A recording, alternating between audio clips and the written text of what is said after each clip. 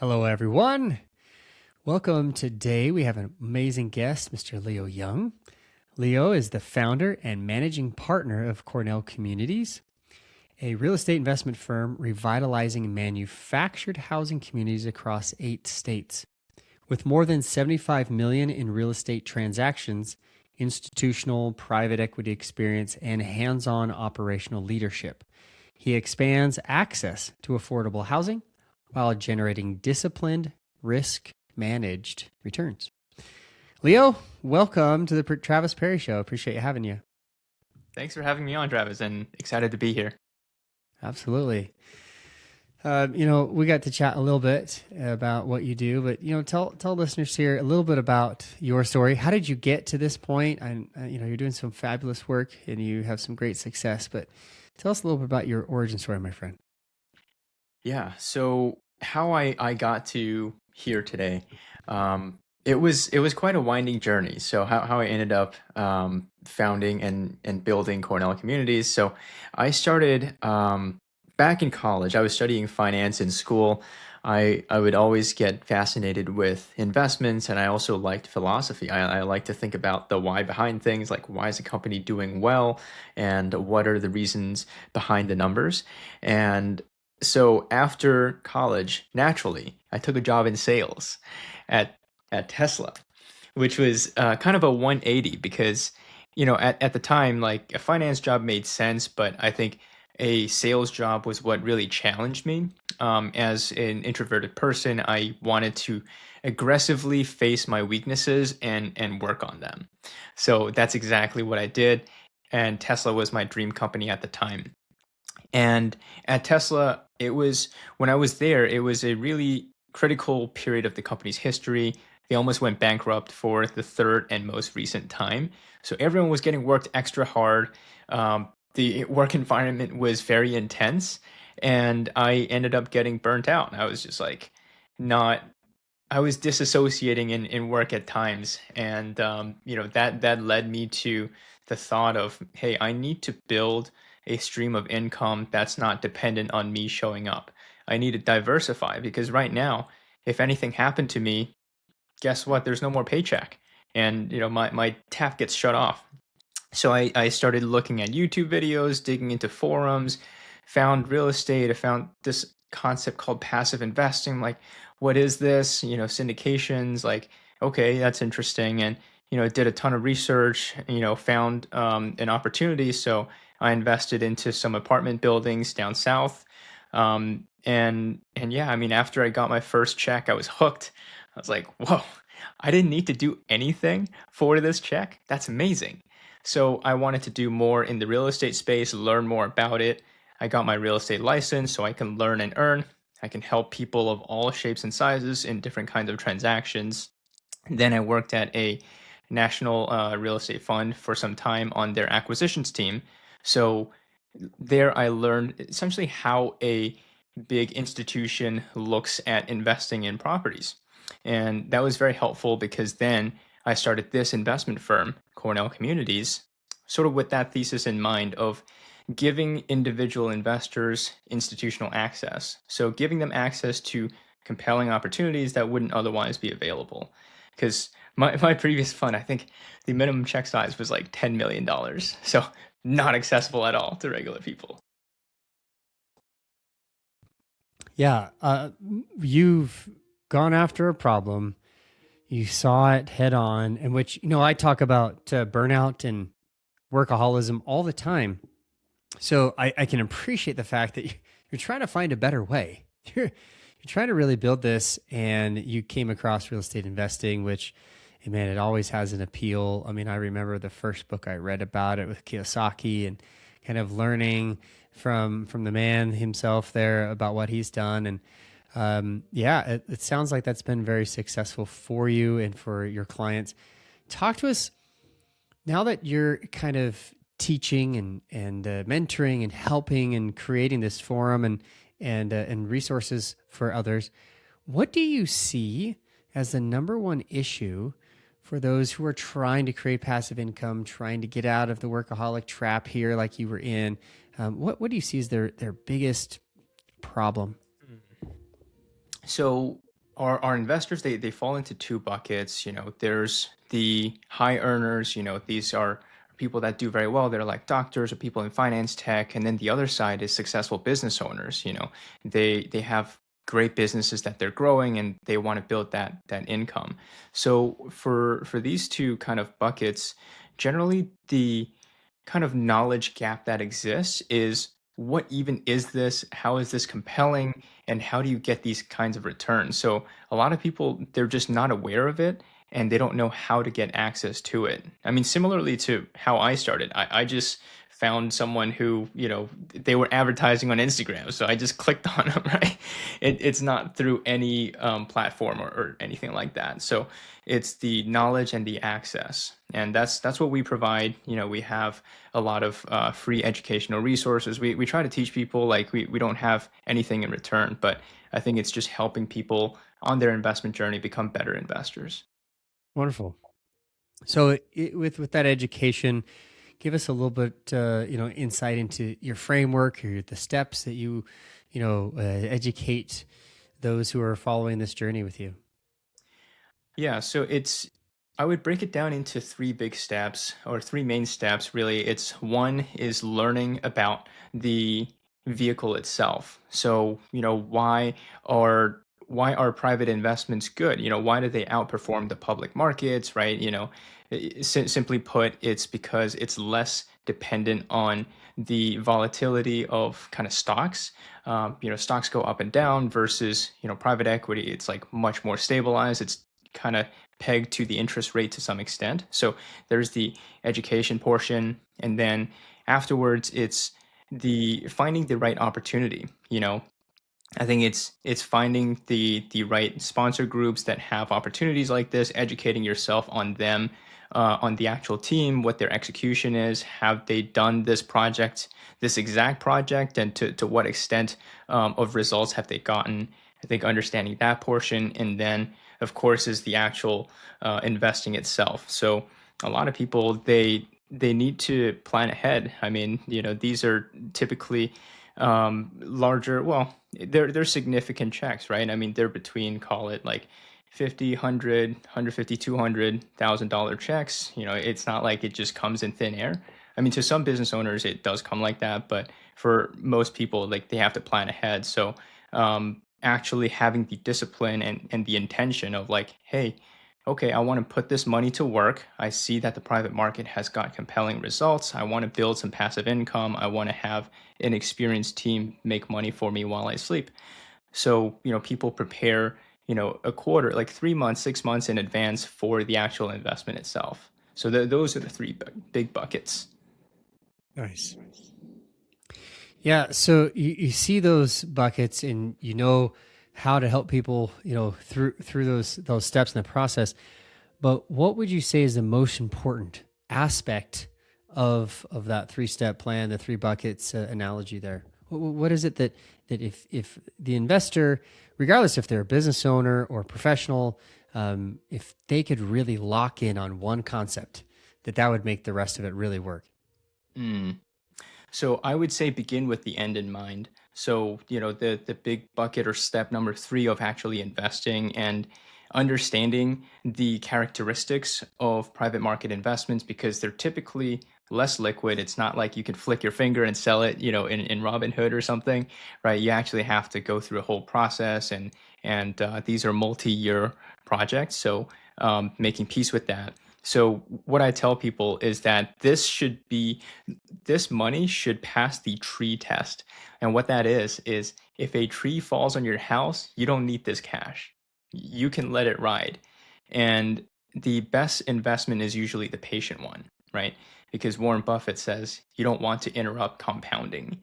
And that's the number one mindset that people should have. They should make peace that, like, okay, I want to put this money to work. I want to leverage it. I don't need it.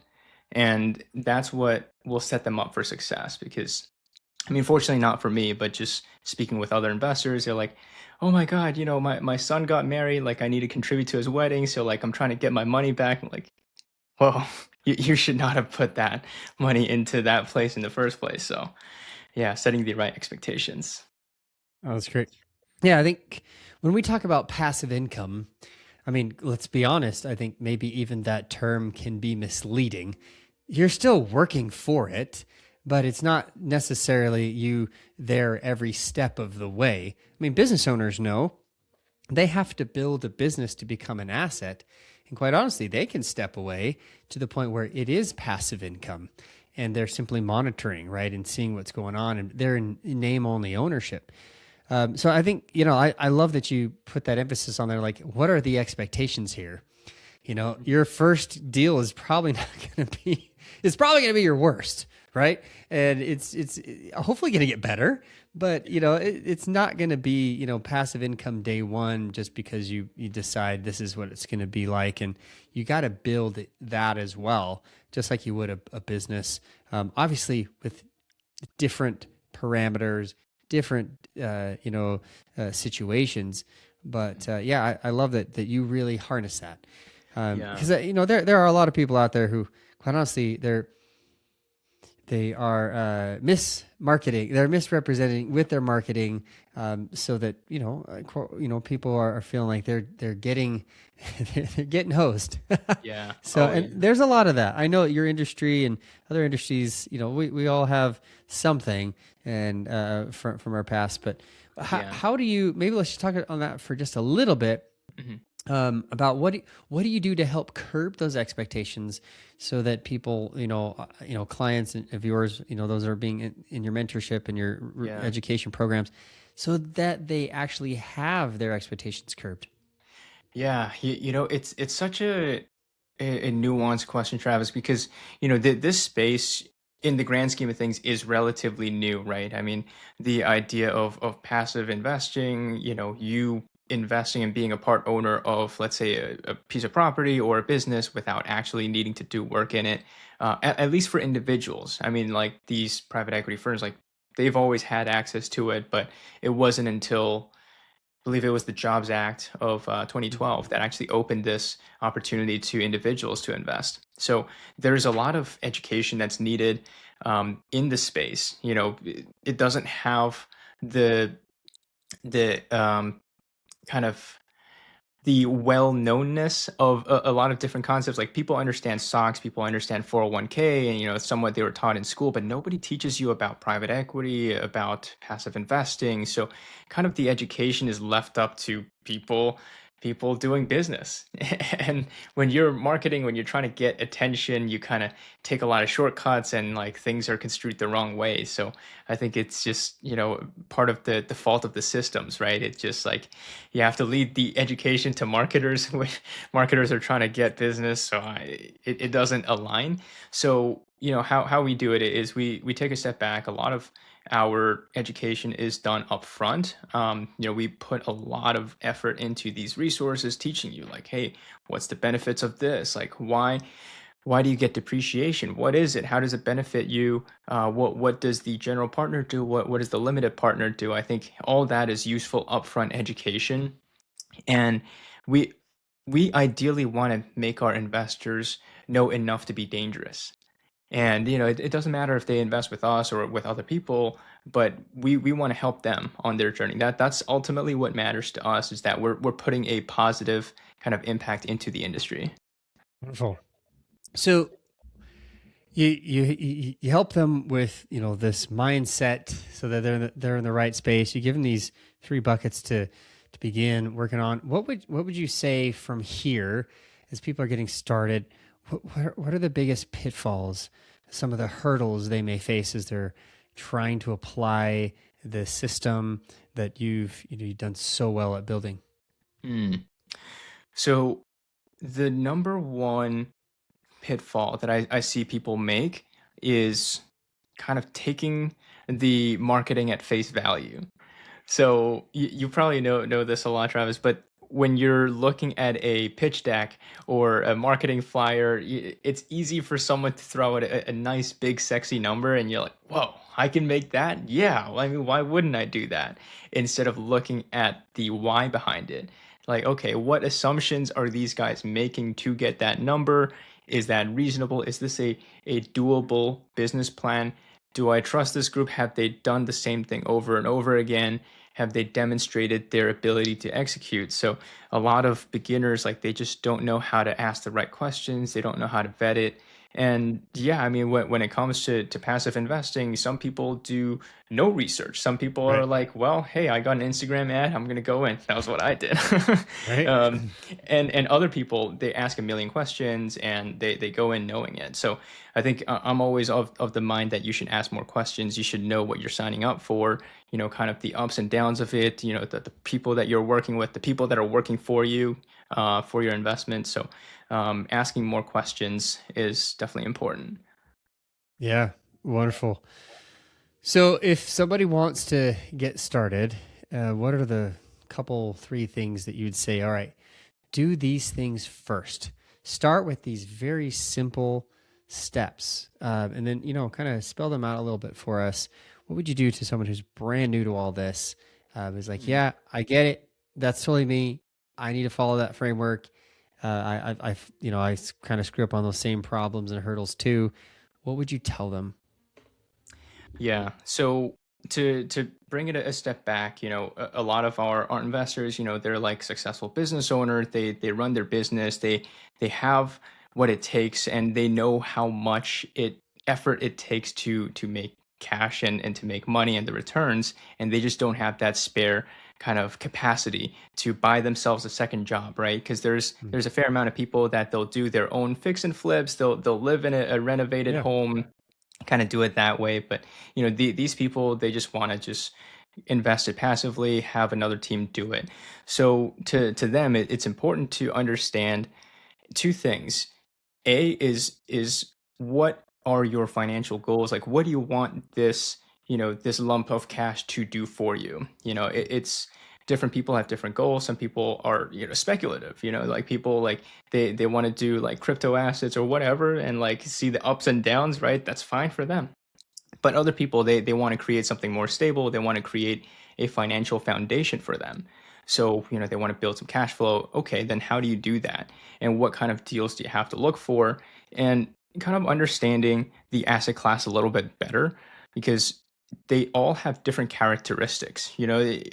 People will boil it down to the same numbers, but they all behave differently. So, for example, for us, for manufactured housing, it's a relatively recession resilient kind of characteristic to it, because the comparable rents are about 30% of another comparable unit. So let's say a person can live in our community for $700 a month, or they can rent a two-bedroom unit in the same city for 2,000.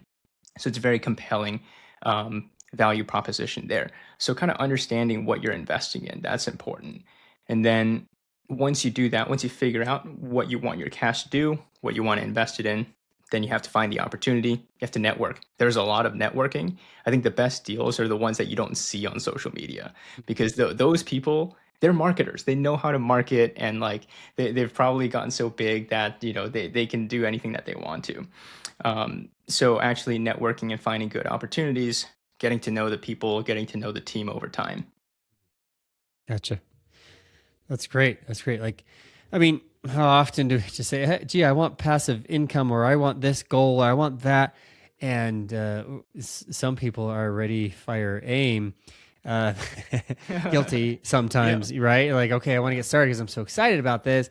But what's the plan? What direction do you actually want to go? And like you said, there's popular things that are out there, kind of some fads, probably in any industry, right? People jump on those fads and think it'll work for them, so it'll just work for me, and then they're not successful at it because of lots of reasons you already stated. What would be the next thing if they've got a plan? They want to know which direction to go with it, and they like to build this up. So, hey, maybe this outproduces their current income, or can replace their wife's income or something. Whatever their goal is on this endeavor, what would you say they do next? Well, actually take action. I think a lot of people, I mean, especially in real estate too. Like I've spoken with so many people, they learn everything, they read all the books, but like they just can't pull the trigger. They're like, oh, but this, but that, but this, but that. I think there's a certain period in. I mean, as you know, as business owners, like when you see the opportunity, you step up, you take the action, you pull the trigger. Yeah. So actually investing, taking that first step, and it can really flourish. I think another kind of um not mistake, but just something that I see from people that, just start out investing. They're like, "Oh, great, I put, 50,000 with you guys. This is amazing. I'm getting like, I don't know, like a few grand a year from this, but like, oh man, like how do I cover my salary of like 250,000? Like that's going to be a lot, right? Right. Um, but Rome wasn't built in one day. We have investors that they've been investing passively for many, many years, and like they've invested in 10 different sponsor teams, and they have like 40 different deals, and like yeah, I mean their cash flow is a lot, and Mm. it's just built over time. And the people that win the most are the ones who continuously push the chips back into the table.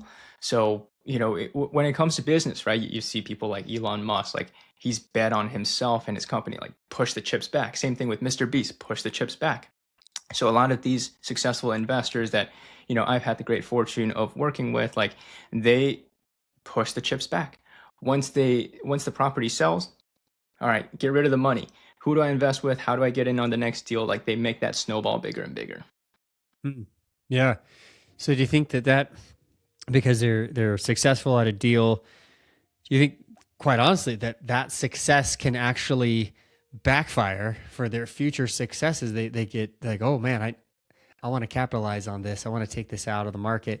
That can prevent them from then picking Yeah. up the next deal. Wow.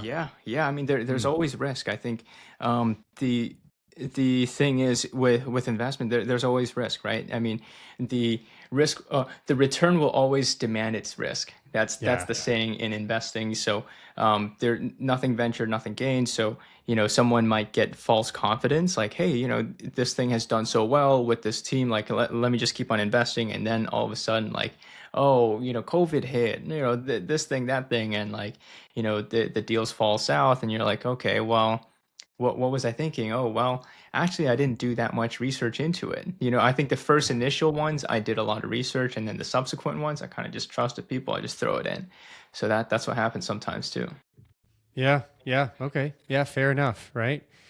We have a lot of our own biases and opinions, and if we're not kept to some kind of standard or guideline, I can see how the emotion is. Well, I won, so let's take a Yeah. break. Like let's Yep. let's use this for something.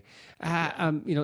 To push back against this a little bit. So then, what do you suggest as pulling that money out? So you have a like, is there a certain percentage guide and what you would suggest on moving forward with another deal? How do you capitalize on this? So I mean, obviously, this is not financial advice, right? And also, I will say that I am an investor myself, so I invest passively into a lot of different deals in addition to being a sponsor myself. So a lot of the times, when I get the money back, whether there is a refinance or a sale or a close of a transaction, I think of like, okay, where should I put it next? Yeah. And I kind of value deals somewhat independently, Okay. not entirely. So if I've done well from this one group, like, yeah, I mean, they'll automatically get, brownie points, and they'll start off higher. Mm. But then I still look at the deal, I still look at the market, and like, is this good? Does this make sense to me? And sometimes it might be switching between different vehicles. So, Mm. you might be investing in equity in one deal versus debt in another. So, you might be part owner of this deal, and then just you're the bank in the next one. Gotcha. Gotcha. So again, have a plan. Yeah. Have a plan for when you win. Mhm. I mean, that's probably a good, parameter for life. I talk to people a lot of times just about achieving goals in all areas of life. Mhm. Sometimes we're so much in the pursuit of the goal that when we achieve it, we actually don't know what to do. Yeah. And so, because all we know is like how to set a goal, sometimes we only just turn around and say, well, what do we do next? So I Mm, can see, maybe real estate investors, if all they're doing is just continually reinvesting and they never pull anything out, versus like, how do you celebrate? Do you celebrate with everything? Do you have a portion? Do you have a plan for when you win? Wow, this is a new thought. yeah. I never thought this would apply to real estate, but Mm, man, that makes a lot of sense because I could see the emotions being very high, and I put yeah. so much time and effort into this deal, and it's been huge, and so now Yeah. I'm going to pull it all out, and if they're not careful, they're not planning for the next event, or Yeah. they don't pull anything out and they never capitalize, and so then they never So celebrate. yeah, Yeah, I think you touched on a very interesting point, Travis, of just fulfillment of, why we're even doing this in the first place, right? yeah, I've spoken with people that, they've built their kind of financial empire to the point that they're free, they're financially independent, their expenses are covered, they don't have to work. And they're like, well, what now? mm, Right? And it is a daunting question to some, but also liberating to others, right? mm. I think when you're actually there, yes, making money is one aspect of life, but what does that money allow you to do? Right. Does it allow you to spend more time with your family? Does it allow you to see more parts of the world? For example, me and my wife, we have an investment account that we put money there, and the cash flow it comes out. It's our date budget. We go out to date night with the cash flow from this property. We go out to date night. We go out on trips. That's the budget.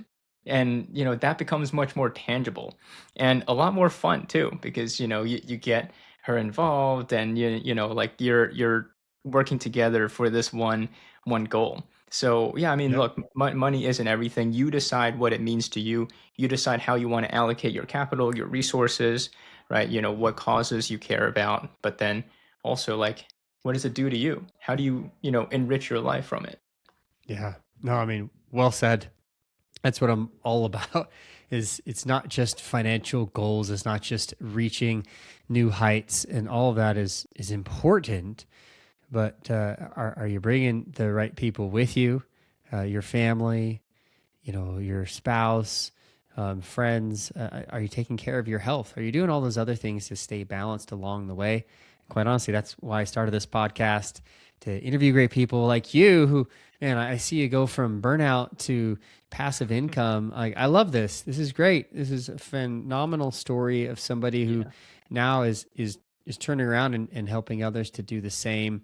yeah. Leo, if people want to follow you, what's the best way to contact you, or the best way to follow what you're doing, what you're about?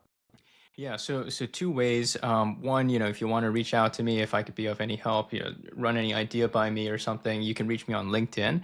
Okay. Name is Leo Young, LeoYoung, or on Instagram, it's at Leo Young Real Estate.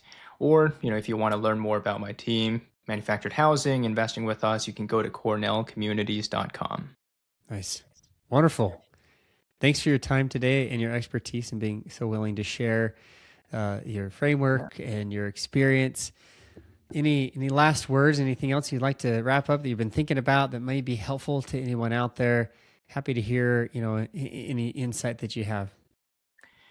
Yeah, I think what people what I see people that are truly fulfilled that they do is that they have a healthy relationship with the day to day and the big picture.